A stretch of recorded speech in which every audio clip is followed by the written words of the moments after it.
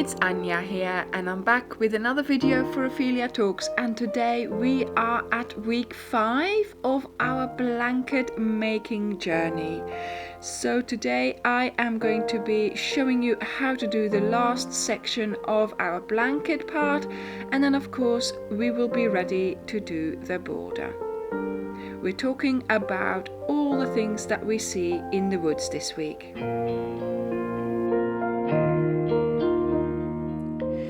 And just like that, we are on week 5, the last blanket part of our cal.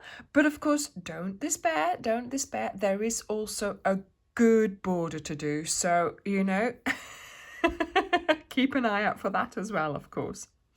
So, we are going to get started with row 114, and once again we are going to level off our work here. We have done this leveling off before, so we are going to chain 2, turn, and then this is the type of leveling off where we are placing half double crochets on top of the shell, and of course the third one here is the one that we are doing around that chain space. So half double crochet on top of those two first double crochets, then a half double crochet into the chain space, and then back on top of the double crochets. Okay, and that's as easy as that. So this is how we are going to continue this whole row. Now, the next part is going to be the path again, because obviously we are walking in the woods on the paths. And then the next part is going to be the repetition of the first initial stitch that we did in the first section. Now, when I did this blanket, when I was designing this blanket, and when I was testing it with my testers, I had a bit of a wobble, let's put it that way. I had put lots of stitches together, different stitches for each section. And then when we came to the third section, and it was this upcoming stitch, the stitch that we did in the first section here. And I thought to myself, oh, I really, really love this stitch. And I got the same message from my testers. They went, this is my new favorite stitch. And I have to admit, I had a sleepless night over that. I thought, if this is my favorite stitch, and if this is the tester's favorite stitch, why am I using all those other stitches in the blanket? Why don't I follow what they are telling me, what my heart is telling me, and use that particular favorite stitch, that stitch that we all, that me and the testers liked so much. And that's when I made the decision to scrap everything and go back to the drawing board with that one stitch. And that was of course the one that we are going to do in a moment, but of course the one here. And I came up with, I thought, there are variations to this stitch. Why not use this particular stitch, use variations on it, and make it a stitch that, is loved throughout the blanket. Not the one that, oh no, I didn't like doing this stitch, or this was a hard stitch. No, use that particular stitch that we all loved, and I hope that you have loved doing as well. And I hope that you have also loved seeing the variations of.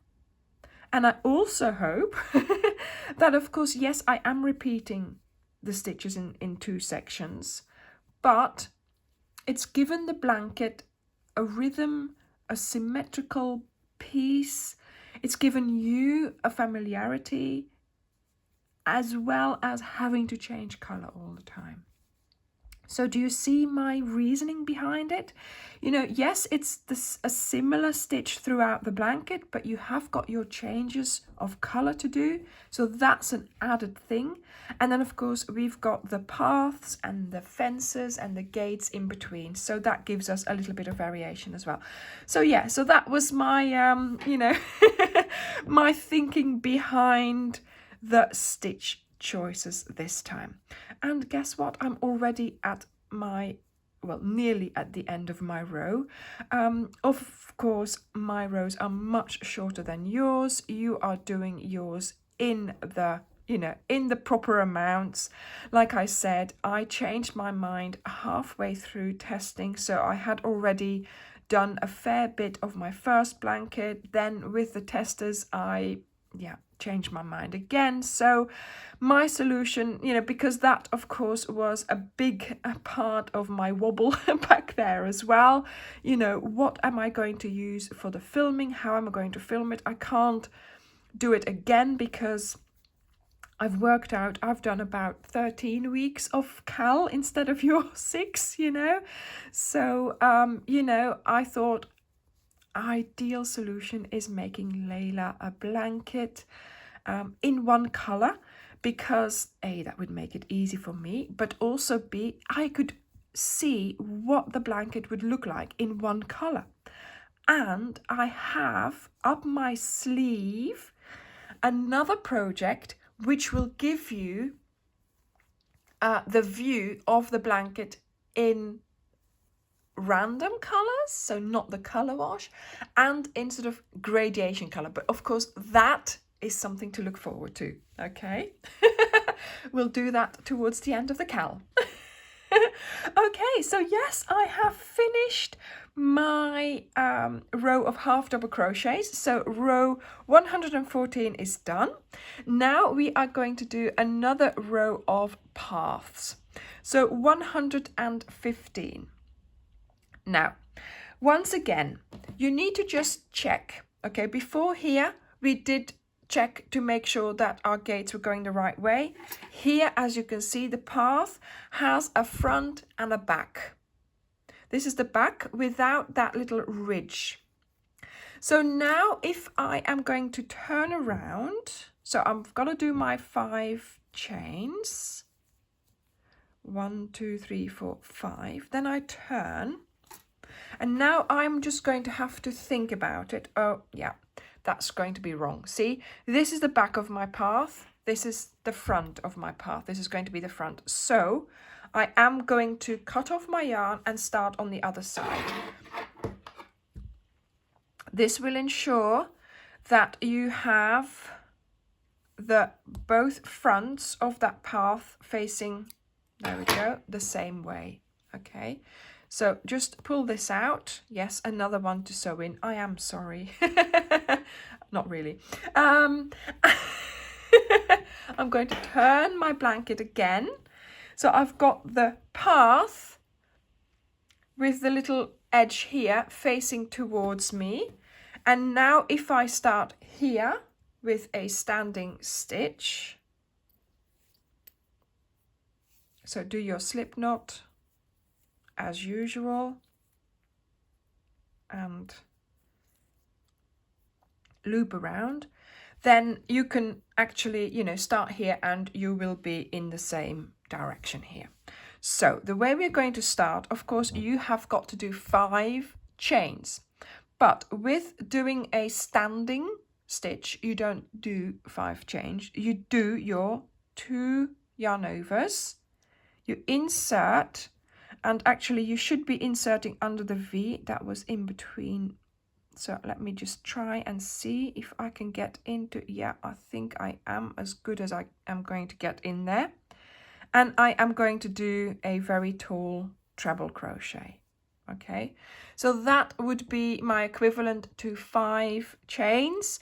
You can do 5 chains by just sort of latching on here and then doing your chains. Okay.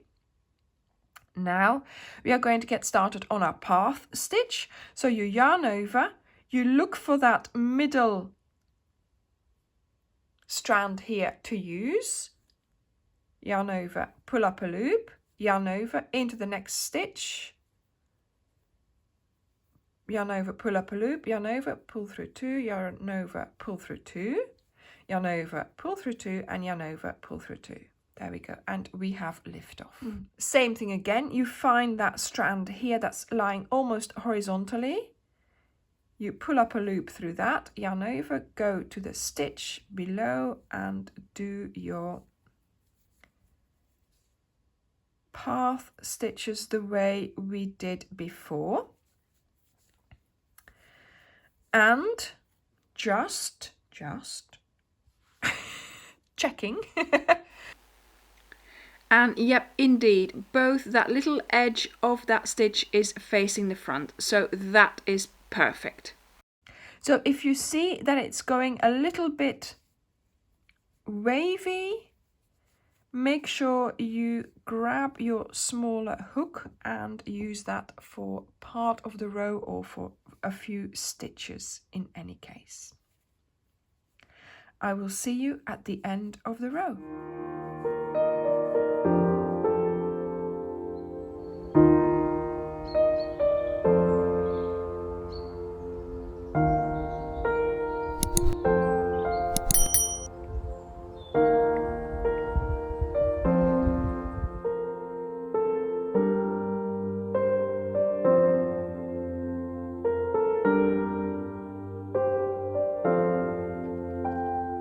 Okay, so I have made it to the end of row 115. Now to start on the next section, so row 116, chain 2, turn.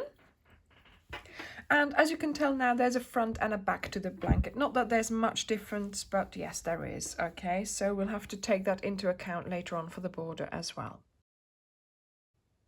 So 1 double crochet into the next 2 stitches. Then we are going to skip 2, 1, 2. Into the 3rd stitch we are going to do 2 double crochets, 1 chain and 2 double crochets. Then skip 2 into the 3rd, a double crochet. And this is that favorite stitch again, you see. Skip 2 into the 3rd, 2 double crochets, a chain and 2 double crochets.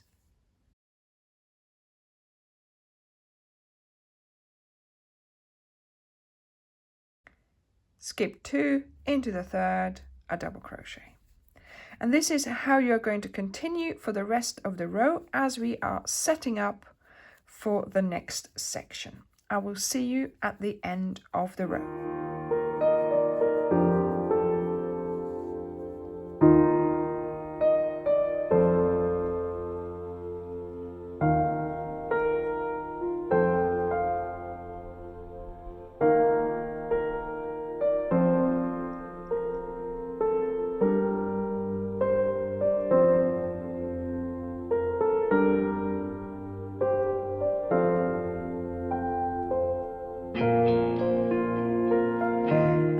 Just doing my last few stitches, so 1 double crochet for my stitch repeat and then 2 more double crochets into those last 2 stitches there. Then row 117, chain 2, turn, 1 double crochet in the next 2 stitches, then we are going to place the shells on top of the shells and the double crochets on top of the double crochets. So into the chain space of that first shell, you put 2 double crochets, a chain and 2 double crochets. And on top of the double crochet, you put a double crochet. And like I said, this stitch, I love it so much. It's so easy. It looks so lovely. And, you know, I hope you are enjoying doing it as well. Yes, we are repeating it, but of course we have different colors to use, and that makes it really exciting as well because we are creating a lovely structure and we have the color effect as well in our blanket. So this is row 117. And from the next row, so from row 118 to 142, this is the row that you are going to keep repeating. Then you are going to come back to me for doing the row 143, because that will be the last row of our actual blanket part. So we will finish our blanket today, or in this video anyway, and next week we will start the border. So make sure you come back to do the last row of our blanket, but also, yes, be ready for the border by making sure that all your ends are sewn in. Okay, so enjoy crocheting this section. When you have finished it, come back to this video to see what to do to end your blanket section here, and be ready for next week's video, the border.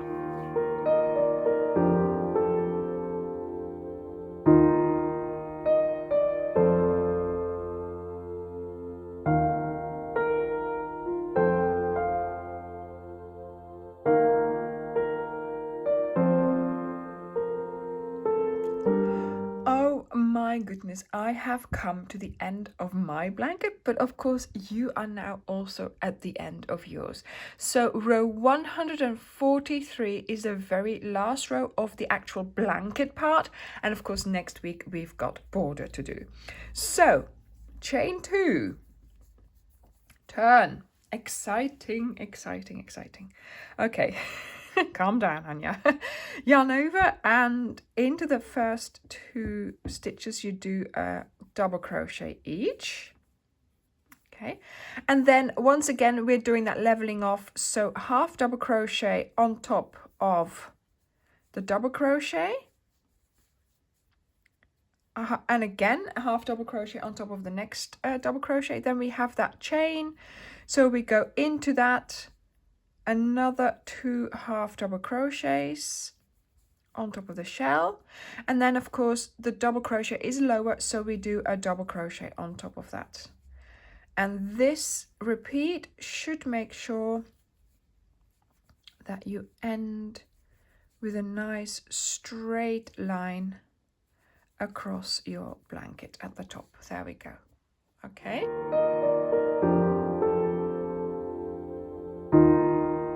So finish the row, and I'm gonna say it again. Get out that needle and start darning in those ends, okay?